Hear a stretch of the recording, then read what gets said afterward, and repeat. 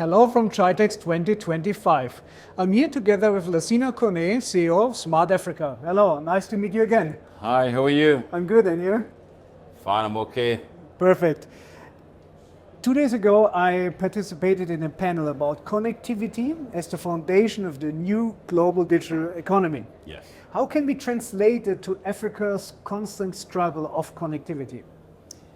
Very interesting questions, actually. Connectivity.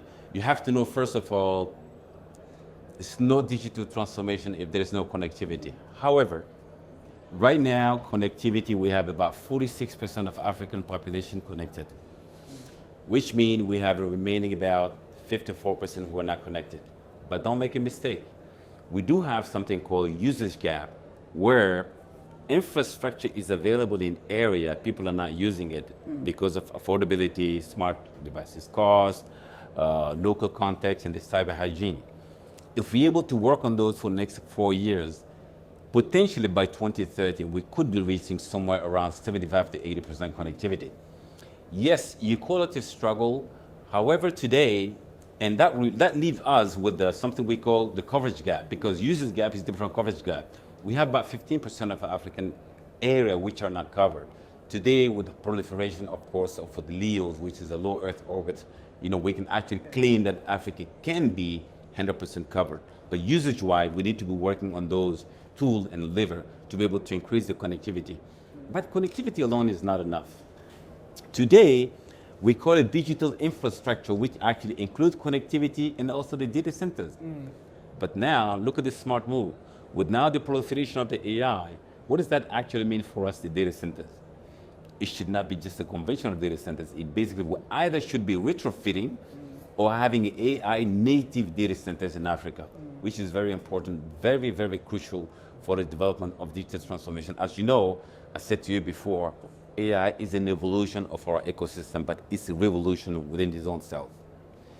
Some people also mention we have to avoid duplication of investments, especially when we talk about digital infrastructure. So how can private sector partner within the ecosystem together with the public sector to avoid it? How can we create a holistic overview before we tackle these issues? Good questions. When we talk about investment in infrastructure and the duplications, they're right. Yeah. The economy is driven by the private sector. Yeah. The private sector has a say first. Because at the end of the day, it's a business. It's not a charity. So even the Africa AI Council that we announced in Rwanda between the 3rd and the 4th, we talk about the infrastructure, digital infrastructure, mainly computing power.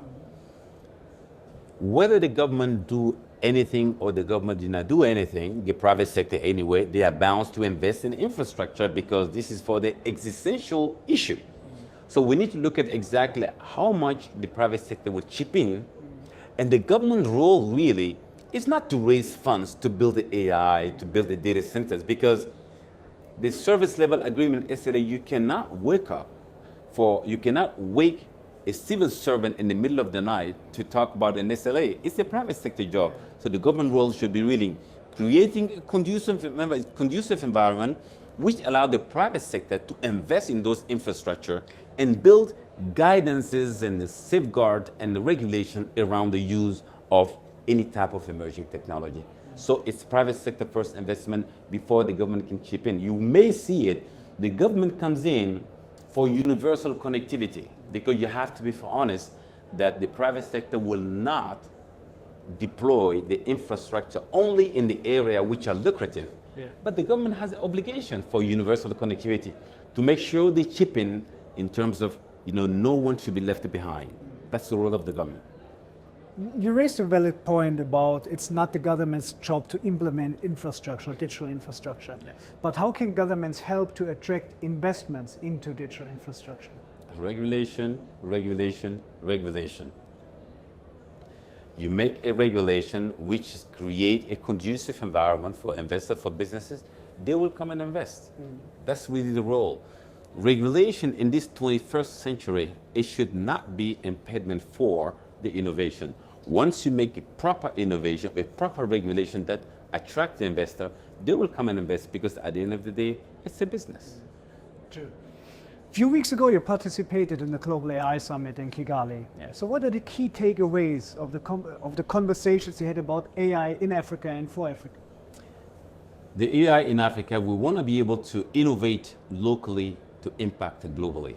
For that, at the end of the summit, we've put in place the Africa AI Council under the Secretariat of a Smart Africa, of course, also under the leadership of the African Union, as well as the ITU, because they sit as a co-chair of Smart Africa State Communication.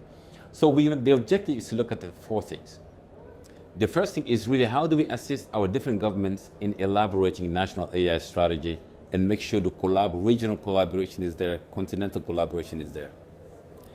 Number two is to foster and promote investment in the AI-related matters, because AI is actually used as a catalyzer for the entire ecosystem. Number three, we need to be fostering research and development innovation in Africa in a local context in terms of the AI. And the last thing is to look at the AI governance in a holistic way. Of course, it should be aligned, of course, with the recommendation of the high-level advisor of the UN, because the UN was able to put together some AI governance, which is a multi-layers. It looks at the nominative, it looks at the institutional AI, it looks at the regulatory issue, it looks at the standard as well. It has to be aligned, but we must make sure that the policies in Africa, the common denominator, looking at the ethical, responsible, inclusive sustainability is actually looked into. So you have a quite optimistic outlook when you look at AI for Africa? You can only be optimistic because we don't have a choice. We don't have a choice, and we have the ingredient, which is the human capital. So how do you see it accelerating over the next few years? We saw it if you compare it from 2 years ago. Yes. As of today, there's a huge acceleration. Absolutely. But how can it really, let's say, create the impact we wish it has? It basically, we need to go back to the drawing board and look at everything that's possible the past year when we look at the public service in terms of, I'm talking about e-gov services, that initially, it was about software developing application, ERP, human resource application, so on and so forth. There is a lot of these things which are automated native, which can be taken care of by the AI, and it can be implemented faster with the AI. But in Africa, we're not looking, as I said before, we're not looking for the most powerful AI. We're looking for the most useful AI. In that sense, we're looking mainly at the three pillars. How do we apply AI into agriculture? How do we apply it into education as well as the healthcare? Okay, thank you. Thanks for your time. It was very insightful. Thank you for having me. That was TechAfrica News from GITEX 2025. You can find more on the techafricanews.com.